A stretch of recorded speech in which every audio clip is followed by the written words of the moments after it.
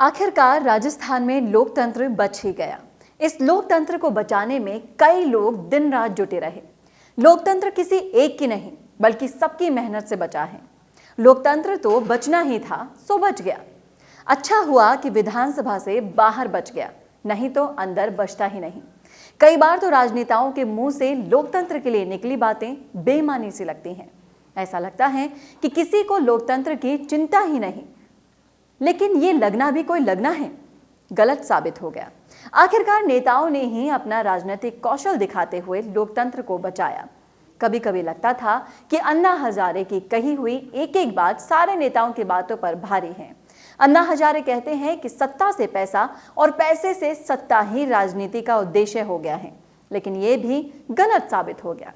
भले ही विधायकों की खरीद फरोख्त मामले में मुकदमे दर्ज हुए, भले ही मुख्यमंत्री अशोक गहलोत ने हॉर्स ट्रेडिंग की रेट 15 से 35 करोड़ बताई हो, लेकिन अब लोकतंत्र के बचने के बाद ये सारी बातें गौण साबित हो गई। ये भी लगता था कि राजनीति में नैतिकता जैसी कोई चीज ही नहीं होती, लेकिन गलतफहमी दूर हो गई।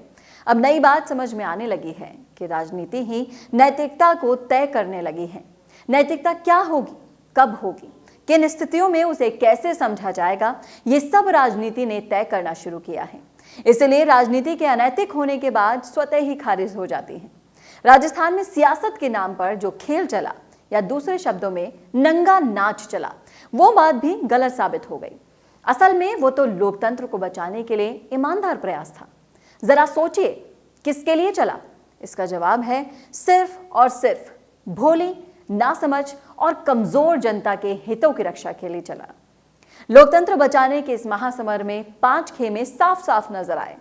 खास बात यह है कि सारे खेमे बिना किसी स्वार्थ के लोकतंत्र की रक्षा करने में दिन रात लगे रहे। लोकतंत्र को बचाने के लिए नेताओं के प्रयासों की तुलना आपदा के समय सेना के द्वारा किए जाने वाले कार्यों से नहीं की जानी चाहिए। यह कहना भी सही नहीं होगा कि इन नेताओं में सेवा का वैसा संकल्प कहीं नजर नहीं आता, जैसा कि बर्फ में बंदूक लिए कई दिनों तक देश की सीमा पर खड़े हुए सैनिकों के संकल्प और जज्बे में होता है। लोकतंत्र की रक्षा के लिए नेताओं में क्या क्या नहीं किया। जब जब भी लोकतंत्र खतरे में आता है तो नजारा कुछ और ही होता है। लोकतंत्र को बचाने की स्क्रिप्ट में 5 स्टार होटल, गीत गजल, चार्टर प्लेन और साठगांठ, जनता की चुनी सरकार को गिराने की योजना को पूरा करने के लिए धन बल का इस्तेमाल और न जाने क्या क्या होता है। लेकिन राजस्थान में बचाए गए लोकतंत्र में ऐसा कुछ नहीं देखने को मिला, क्योंकि सबने अपने अपने 5 स्टार होटलों में रहने के बिल भरे हैं। लोकतंत्र को बचाने और संविधान की मर्यादाओं की पूरी पालना में राज्यपाल और स्पीकर भी नजर आए। सरकार भी दिन रात कभी होटल से तो कभी सीएमआर से तो कभी सचिवालय से लोकतंत्र को मजबूत बनाने और बचाने में दिन रात जुटी रही। लोकतंत्र को मजबूत करने का पहला जिम्मा सचिन पायलट ने अपने कंधों पर उठाया। अभिव्यक्ति की आजादी के नाम पर 18 कांग्रेस विधायकों के साथ माने सर जाकर बैठ गए तो ऐसे गए कि जब तक लोकतंत्र बच नहीं गया तब तक नजर ही नहीं आए। इस लोकतंत्र को बचाने के लिए पायलट ने उप मुख्यमंत्री और प्रदेश अध्यक्ष पद को भी दांव पर लगा दिया। आज लोकतंत्र नहीं बचता तो 2 दिन बाद पायलट और उसके खेमे के 18 विधायकों की विधायकी भी जा सकती थी और 6 साल तक चुनाव लड़ने के अयोग्य भी घोषित हो सकते थे। लेकिन शुक्र है भगवान का, ऐसा होने से पहले लोकतंत्र बच गया। लोकतंत्र को बचाने का दूसरा जिम्मा भाजपा ने उठाया। भाजपा पिछले कुछ समय से कई राज्यों में लोकतंत्र को बचाकर दिखा चुकी है। पायलट खेमे की गणित पूरी होती तो लोकतंत्र बचाओ अभियान की फिल्म कुछ और ही होती। लेकिन इस बार भाजपा को पूरा मौका नहीं मिला। काश पायलट के पास अपने ही स्तर पर लोकतंत्र को बचाने की पूरी गणित होती तो गांधी परिवार के निवास स्थान पर नहीं पहुंचना पड़ता। ज्योतिरादित्य सिंधिया की तरह लोकतंत्र को बहुत दिन पहले ही बचा चुके होते। लोकतंत्र को मजबूत करने का तीसरा साहसिक कदम मुख्यमंत्री अशोक गहलोत ने उठाया। गहलोत की हिम्मत की दाद देनी पड़ेगी। उन्होंने लोकतंत्र को बचाने के लिए 30 दिनों तक 100 विधायकों को होटल में बंद रखा। देखा जाए तो अगर लोकतंत्र बचाने की इस दौड़ में प्रथम स्थान प्राप्त करने की कोई शील्ड होती तो उसके असली हकदार मुख्यमंत्री अशोक गहलोत ही हैं। लोकतंत्र को बचाने के लिए वसुंधरा राजे की भूमिका को भी नजरअंदाज नहीं किया जा सकता। 1 महीने से चुप्पी साधे बैठी वसुंधरा राजे के दिल्ली पहुंचते ही अचानक लोकतंत्र बचने की स्थितियां बनने लग गई। वसुंधरा राजे ने अपने तरीके से लोकतंत्र को बचाने में महत्वपूर्ण भूमिका निभाई।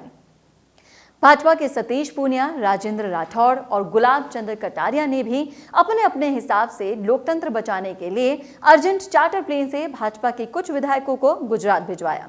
इन नेताओं की नजर में गुजरात से बेहतर कोई और जगह थी ही नहीं जहां से लोकतंत्र को बचाया जा सकता था। लोकतंत्र को बचाने की इस मुहिम में कांग्रेस की मां, बेटी और भाई की भूमिका भी महत्वपूर्ण रही। उन्हें भले ही लोकतंत्र बचाने का तरीका पता करने में 1 महीना लग गया हो, लेकिन कोई बात नहीं, देर आए दुरुस्त आए। तीनों ने मिलकर गहलोत और पायलट के लिए लोकतंत्र को बचाने की रूपरेखा तैयार कर दी।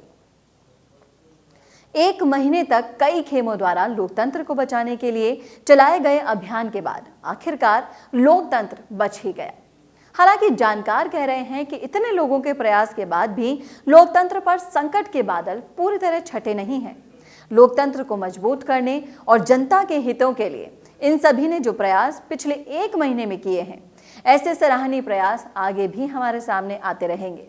ऐसा हो तो कभी कोई आश्चर्य नहीं होगा आज लोकतंत्र कितना खुश है, कितना सुकून महसूस कर रहा है, कितनी आजादी से सांस ले रहा है, क्योंकि सबने मिलकर लोकतंत्र को बचाने की जिम्मेदारी ईमानदारी से निभाई है। दोस्तों, टीवी पर लोगों का इंटरव्यू देखकर अगर आपको भी ये महसूस होता है कि कब वो दिन आएगा जब आपका भी कोई इंटरव्यू लेगा या आप भी दिखेंगे किसी न्यूज रूम में, तो वो दिन अब दूर नहीं, या यूं कहूं कि आप भी दिख सकते हैं डिजिटल चैनल पर इंटरव्यू देते हुए। जी हाँ, बिल्कुल सही सुना आपने, क्योंकि राजस्थान संवाद लाया है सिर्फ आपके लिए ये सुनहरा मौका, जिसमें आप होंगे राजस्थान संवाद पर और प्रोफेशनल्स लेंगे आपका इंटरव्यू।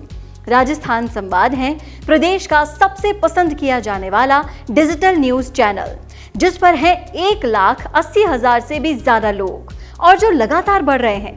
तो अगर आप भी देना चाहते हैं अपना इंटरव्यू या आना चाहते हैं चैनल पर, तो आज ही संपर्क करें स्क्रीन पर दिए गए नंबर पर या मेल करें नीचे दिए गए मेल एड्रेस पर। आपका एक कॉल ला सकता है आपको प्रदेश के सबसे बड़े डिजिटल चैनल पर।